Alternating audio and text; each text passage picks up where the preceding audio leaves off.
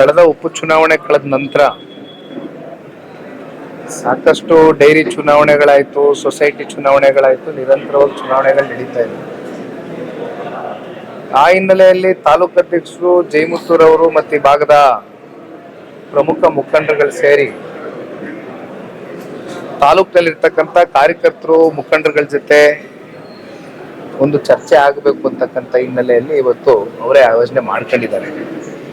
ಮತ್ತೆ ಮುಂಬರ್ತಕ್ಕಂಥ ದಿನಗಳಲ್ಲಿ ಜಿಲ್ಲಾ ಪಂಚಾಯತಿ, ತಾಲೂಕ್ ಪಂಚಾಯತಿ ಚುನಾವಣೆಗಳು ಕೂಡ ಕೋರ್ಟ್ನಿಂದ ಈಗಾಗಲೇ ಡೈರೆಕ್ಷನ್ಸ್ ಇದೆ, ಚುನಾವಣೆ ಕಂಡಕ್ಟ್ ಮಾಡಬೇಕು ಅಂತ.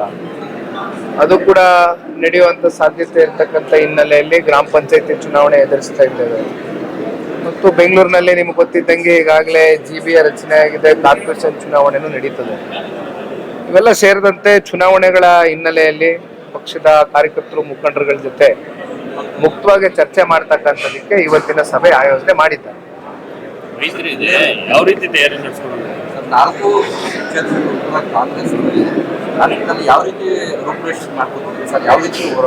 ರಾಜಕಾರಣ ನೋಡಿ ಯಾವತ್ತೂ ನಿಂತ ನೀರಲ್ಲ. ಅವಕಾಶಗಳು ಚುನಾವಣೆಗಳಲ್ಲಿ ಆಯಾ ಸಂದರ್ಭಕ್ಕೆ ತಕ್ಕಂತೆ ಕೆಲವೊಮ್ಮೆ ಜನಗಳು ತೀರ್ಮಾನ ತಗೊಂಡಾಗ ಅವಕಾಶಗಳು ಕೊಡ್ತಾರೆ. ಆದ್ರೆ ಅವಕಾಶ ಬಳಸ್ಕೊಳ್ಳೋದು ಅಥವಾ ಕೊಟ್ಟಂತ ಒಂದು ಅವಕಾಶವನ್ನ ಸಾರ್ವಜನಿಕರ ಪರವಾಗಿ ದುಡಿಮೆ ಮಾಡಿದಿರಾ ಬೇರೆ ಸಮಯ ವ್ಯರ್ಥ ಮಾಡ್ಕೊಂಡು ಬೇರೆ ಬೇರೆ ರಾಜಕಾರಣ ಮಾಡ್ತಕ್ಕಂಥದ್ದು. ಸೊಸೈಟಿ ಚುನಾವಣೆಗಳಲ್ಲಿ ARಗಳು, DRಗಳು, JRಗಳು ಇವ್ರನ್ನೆಲ್ಲ ಯಾವ ರೀತಿ ಬುಕ್ ಮಾಡ್ಕೊಂಡು ಯಾವ ರೀತಿ ಧಮಕಿಗಳು ಹಾಕೊಂಡು ಚುನಾವಣೆಗಳು ಮಾಡ್ಕೊಂಡು ಬಂದಿದ್ದಾರೆ, ನಾವು ಕೂಡ ನೋಡ್ತಾ ಇದ್ದೇವೆ. ಈ ಹಿಂದೆ ಯಾವತ್ತೂ ಕೂಡ ಜನತಾದಳ ಪಕ್ಷ ಅಧಿಕಾರದಲ್ಲಿದ್ದಾಗ ಈ ರೀತಿ ರಾಜಕಾರಣ ಅಧಿಕಾರಗಳನ್ನ ಮುಂದಿಟ್ಕೊಂಡು ಮಾಡಿಲ್ಲ. ಆದ್ರೆ ಬಹುಶಃ ಇವತ್ತು ಕಾಂಗ್ರೆಸ್ನ ಸರ್ಕಾರ ಒಂದು ಮೇಲ್ಪಂಕ್ತಿಯನ್ನ ಹಾಕೊಡ್ತಾ ಇದ್ದಾರೆ ನಮ್ಗೆ. ಮುಂದಿನ ದಿನಗಳಲ್ಲಿ ಜನ ನಮ್ಗೆ ಆಶೀರ್ವಾದ ಮಾಡದೆ ಬಂದಂತ ಸಂದರ್ಭದಲ್ಲಿ ನಾವು ಕೂಡ ಇದೇ ರೀತಿ ಮುಂದುವರಿಬೇಕಾಗತ್ತೇನೋ ಅಂತಕ್ಕಂಥದ್ದು ಬಹುಶಃ ನಮ್ಮ ನಾಯಕರಲ್ಲೂ ಕೂಡ ಚರ್ಚೆ ಉಟ್ಕೊಂಡಿದೆ. ಹಾಗಾಗಿ ಅವಕಾಶ ಕೊಟ್ಟಿದ್ದಾರೆ ಜನ. ಕಾಂಗ್ರೆಸ್ ಏನ್ ಮಾಡಿದ್ದಾರೆ ಮಾಡಿಲ್ಲ ಅಂತಕ್ಕಂಥದ್ದು ಇವತ್ತು ರಾಜ್ಯದ ಜನತೆ ಬೀದಿಲಿ ಚರ್ಚೆ ಮಾಡ್ತಾ ಇದ್ದಾರೆ. ಮಾತೆತ್ತಿದ್ರೆ ಗ್ಯಾರಂಟಿ ಅಂತಾರೆ. ಗ್ಯಾರಂಟಿಗಳು ಸಮರ್ಪಕವಾಗಿ ಇಲ್ಲಿವರೆಗೂ ಕೂಡ ರಾಜ್ಯದ ಜನತೆಗೆ ಮುಟ್ಲಿಕ್ಕೆ ಆಗ್ತಾ ಇಲ್ಲ. ಚುನಾವಣೆಯನ್ನ ಎದುರಿಸ್ತಾರೆ. ಮೈತ್ರಿ ಇದೆ ಸರ್, ಹೊಂದಾಣಿಕೆ ವಿಚಾರವಾಗಿ ಹೇಗಿರುತ್ತೆ ಸರ್ ಈಗ ಮುಂಬರುವ ಚುನಾವಣೆಗಳಲ್ಲಿ? ಮೈತ್ರಿಯಲ್ಲಿ ಯಾವುದೇ ರೀತಿ ಗೊಂದಲ ಇಲ್ಲ. ಮೊದಲನೇದಾಗಿ ಸನ್ಮಾನ್ಯ ದೇವೇಗೌಡರು ಸಾಹೇಬರು ಬಹುಶಃ ಇತ್ತೀಚಿನ ದಿನಗಳಲ್ಲಿ ಪತ್ರಿಕಾಗೋಷ್ಠಿ ಮಾಡಿದ್ರು ಬೆಂಗಳೂರಿನಲ್ಲಿ. ಕೂತಂತ ಸಂದರ್ಭದಲ್ಲಿ ಇನ್ಕ್ಲೂಡಿಂಗ್ GBA ಚುನಾವಣೆ ಇರ್ಬೋದು, ಕಾರ್ಪೊರೇಷನ್ ಚುನಾವಣೆಯಲ್ಲೂ ಕೂಡ ಮೈತ್ರಿ ಮುಂದುವರಿಯುತ್ತೆ ಅಂತಕ್ಕಂಥ ಸೂಕ್ಷ್ಮ ವಿಚಾರವನ್ನ ನಿಮ್ಮ ಮುಂದೆ ಇಟ್ಟಿದ್ದಾರೆ. ಹಾಗಾಗಿ ಮೈತ್ರಿಯಲ್ಲಿ ಯಾವುದೇ ಗೊಂದಲ ಇಲ್ಲ. ನಾವಾಗ್ಲಿ ಭಾರತೀಯ ಜನತಾ ಪಾರ್ಟಿ ಮಿತ್ರ ಪಕ್ಷ ಏನಿದೆ ಕೂತು ಚರ್ಚೆ ಮಾಡಿ ಯಾವ್ಯಾವ ಸಂದರ್ಭದಲ್ಲಿ ಯಾವ್ಯಾವ ತಾಲೂಕಿನಲ್ಲಿ ಅಥವಾ ಯಾವ್ಯಾವ ಕಾರ್ಪೊರೇಷನ್ಗಳಲ್ಲಿ ನಮಗ್ ಶಕ್ತಿ ಇದೆಯೋ ನಾವು ಟಿಕೆಟ್ ಅನ್ನ ತಗೊಳ್ತೇವೆ. ಇನ್ನು ಮಿಕ್ಕಂತ ಕಡೆ ನಮ್ಮ ಮಿತ್ರ ಪಕ್ಷ ಶಕ್ತಿ ಇಟ್ಕೊಂಡಿರ್ತಕ್ಕಂಥ ಕಡೆ ಅವ್ರಿಗೆ ನಾವು ಯಾವ ರೀತಿ ಬೆಂಬಲ ಕೊಡ್ತೇವೆ. ಈ ವಿಚಾರಕ್ಕೆ DK ಶಿವಕುಮಾರ್ ಅವರು ಖಾಲಿ ಡ್ರಿಂಕ್ಸ್ ಅವ್ರ ಅವಧಿಯಲ್ಲಿ ಏನು ಕೊಡೆ ಕೊಟ್ಟಿದ್ದಾರೆ ಅಂತ ಸವಾಲ್ ಹಾಕಿದ್ದಾರೆ. ಕುಮಾರಣ್ಣ ಅವರು ಅವರ ಕಾಲಘಟ್ಟದಲ್ಲಿ ಅವರ ಕಾಲಾವಧಿಯಲ್ಲಿ ಏನೇನ್ ಮಾಡಿದ್ದಾರೆ ಅಂತಕ್ಕಂಥದ್ದು ರಾಜ್ಯದ ಜನತೆಗೆ ಎಲ್ಲವೂ ಕೂಡ ಗೊತ್ತಿದೆ. ಕೇವಲ 20 ತಿಂಗಳು 14 ತಿಂಗಳು ಆಡಳಿತ ಮಾಡಿರ್ತಕ್ಕಂಥ ಕುಮಾರಣ್ಣ ಅವ್ರಿಗೆ ಇವತ್ತಿಗೂ ಕೂಡ ಜನಪ್ರಿಯತೆ ಉಳಿದಿದೆ ಅಂದ್ರೆ ಅವರು ಅಧಿಕಾರದಲ್ಲಿ ಇದ್ದಂಥ ಸಂದರ್ಭದಲ್ಲಿ ಕೊಟ್ಟಿರತಕ್ಕಂಥ ಕಾರ್ಯಕ್ರಮಗಳು ಇವತ್ತು ಜನಗಳ ಹೃದಯದಲ್ಲಿದೆ.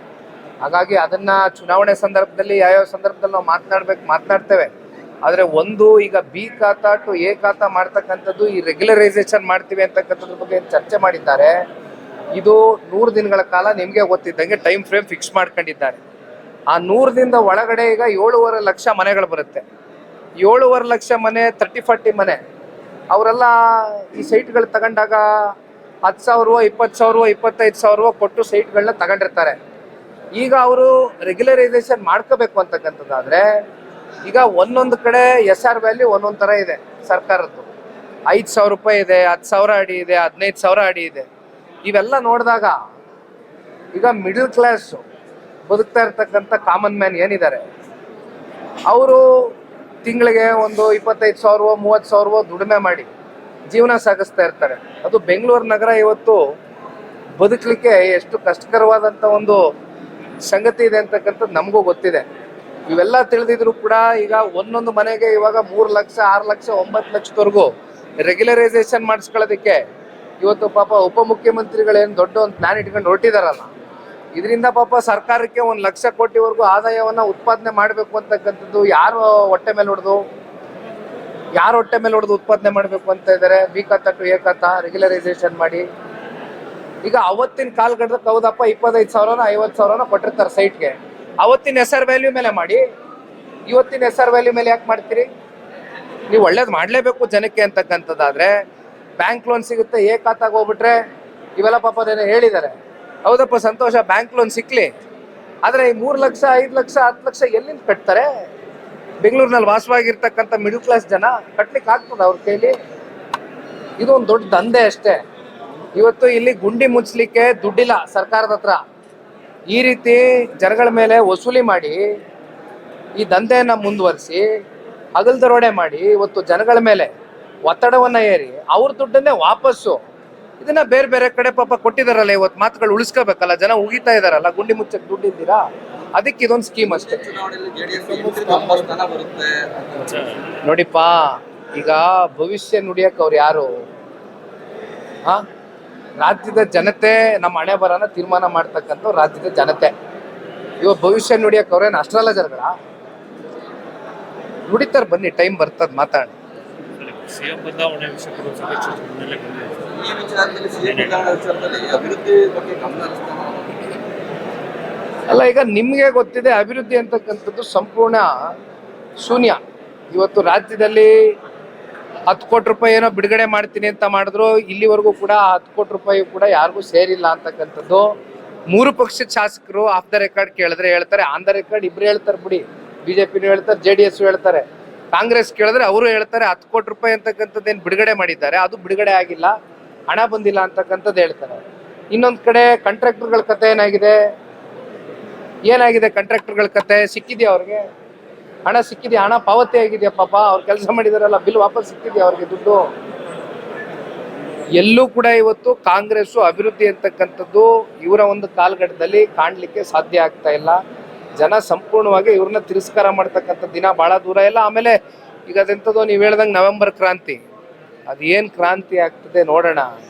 ಇದ್ರ ಮಧ್ಯೆ ಇವತ್ತು ಬಲಿಪಶು ಆಗ್ತಾ ಇರ್ತಕ್ಕಂಥದ್ದು ರಾಜ್ಯದ ಜನತೆ ಅಷ್ಟೇ.